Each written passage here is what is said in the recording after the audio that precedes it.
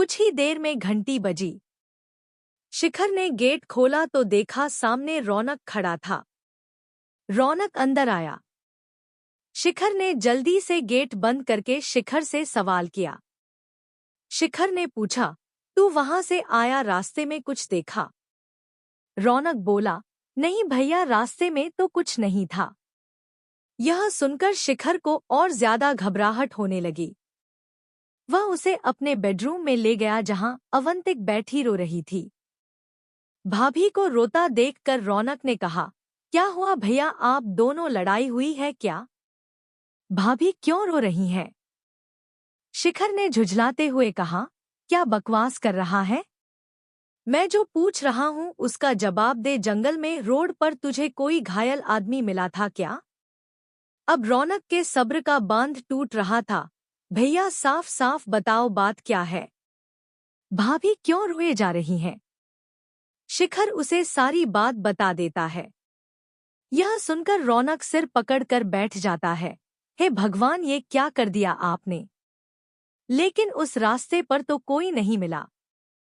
शिखर ने अवंतिक की ओर देखते हुए कहा, तुम रो क्यों रही हो सकता है कोई उसे उठाकर अस्पताल ले गया हो। रौनक भी शिखर की बात का समर्थन करता है और अवंतिका को दोनों चुप कराने की कोशिश करते हैं। तीनों सोने चले जाते हैं। शिखर और अवंतिका अपने बेडरूम में लेटे थे। नींद किसी को नहीं आ रही थी। उधर रौनक भी जाग रहा था। जंगल में घायल पड़े उस आदमी के साथ क्या हुआ, यह सब जानना चाहते थे। रात के गहरे सन्नाटे में वह करीब 40 साल का आदमी, जो कि आखिरी बस छूट जाने के कारण ही पैदल अपने गांव की ओर जा रहा था, वह जल्दी जल्दी कदम बढ़ा रहा था। उसे पता था इस जंगल में रात को 12 बजे के बाद शैतानी ताकतों का कब्जा हो जाता है, इसलिए वह जल्दी जल्दी कदम बढ़ा रहा था। तभी उसे पीछे से एक कार आती दिखाई दी। उसने सोचा उससे लिफ्ट मांग लेता हूं। वह मुड़कर हाथ दे रहा था, लेकिन जिस कार से वह सहारे की उम्मीद कर रहा था, उसी ने उसे कुचल दिया। कार में बैठे दो लोगों ने अपनी बातों के चक्कर में उसे अनदेखा कर दिया। पूरा शरीर खून से लथपथ था। वह हाथ जोड़कर उसे ले जाने की प्रार्थना कर रहा था। गले से आवाज नहीं निकल रही थी, लेकिन फिर भी बुरी तरह चिल्ला रहा था। 1 मिनट के लिए गाड़ी रुकी। गाड़ी को रुकता देख वह आदमी किसी तरह घसीटते हुए गाड़ी की तरफ बढ़ने लगा। लेकिन यह क्या, दूसरे ही मिनट में गाड़ी चल दी और तेजी से दूर निकल गई।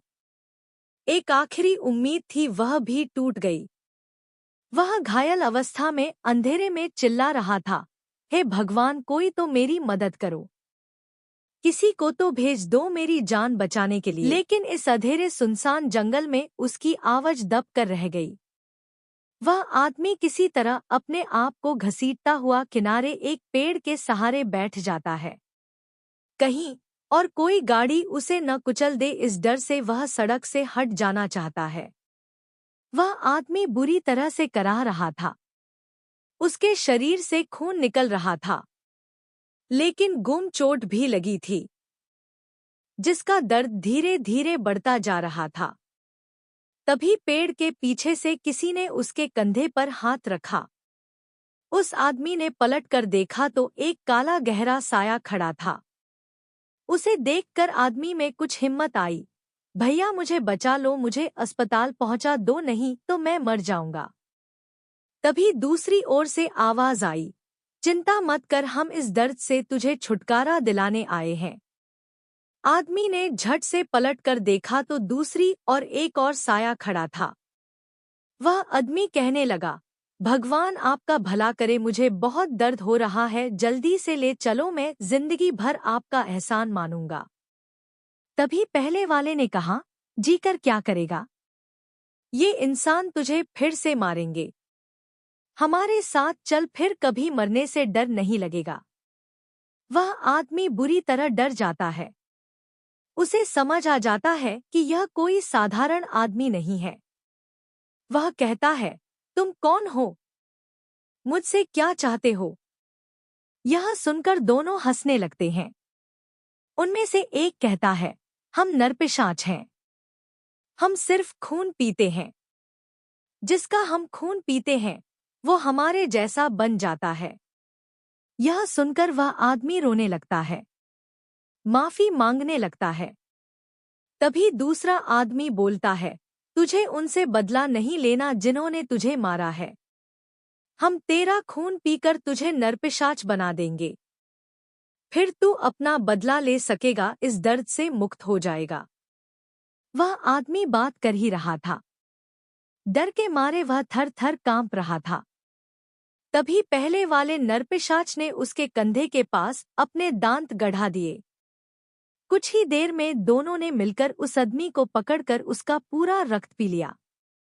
बिना रक्त के कुछ ही मिनट में वह मर गया। दोनों नरपिशाच ठहाका लगाकर हंसने लगे। एक ने उसके शव को नीचे खाई में फेंक दिया। तभी सामने वही आदमी खड़ा दिखाई दिया। उसकी आंखों से भयंकर आग निकलती लग रही थी। आंखें लाल सुर्ख। पहले वाले नरपिशाच ने कहा, अब तुझे इंतकाम लेना है। जितने लोगों का खून पिएगा उतनी ही तेरी शक्ति बढ़ती जाएगी। लेकिन जिसने तुझे मारा है उसका रक्त पीने से तेरी शक्ति 4 गुना हो जाएगी। तीनों एक दूसरे का हाथ पकड़कर जंगल में गुम हो गए।